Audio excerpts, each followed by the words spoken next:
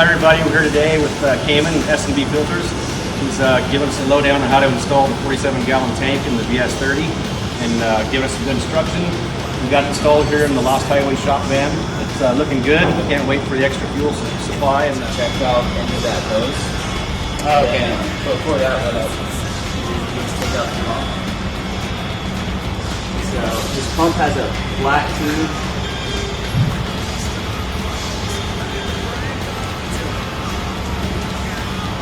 Stuck on the engine.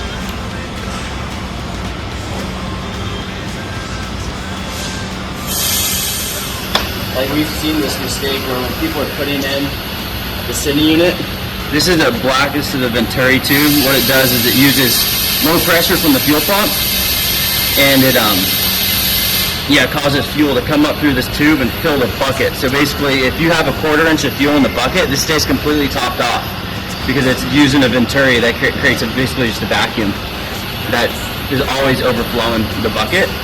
But when people are putting this in, if it gets stuck to the side of the tank during the install, like if you kind of put it in a rush and it gets stuck that way, it'll bend over and it'll contact the float. So basically your fuel reading will go above like a half.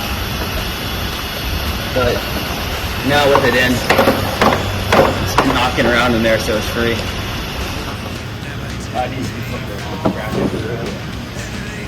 The ones that have little cuts on it go on the frame set.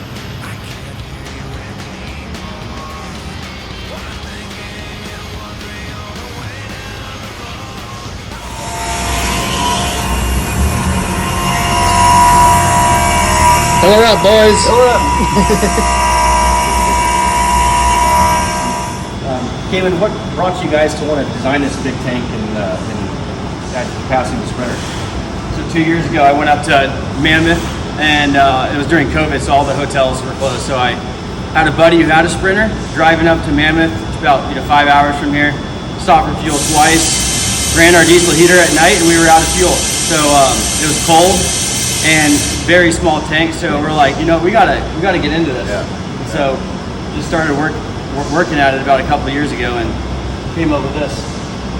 This is a great replacement tank if you're making long road trips. Super durable. Explain the material it's made out of.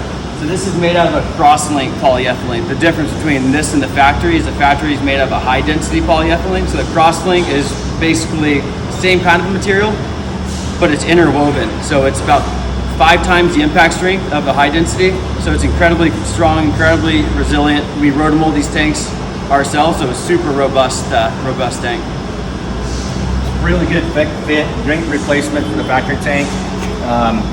With the help here of Cayman, with his instruction, we got it done in probably an hour at the most. It was just an easy install, and we're looking really forward to having extra capacity. So, awesome. Thanks, Cayman. We appreciate it.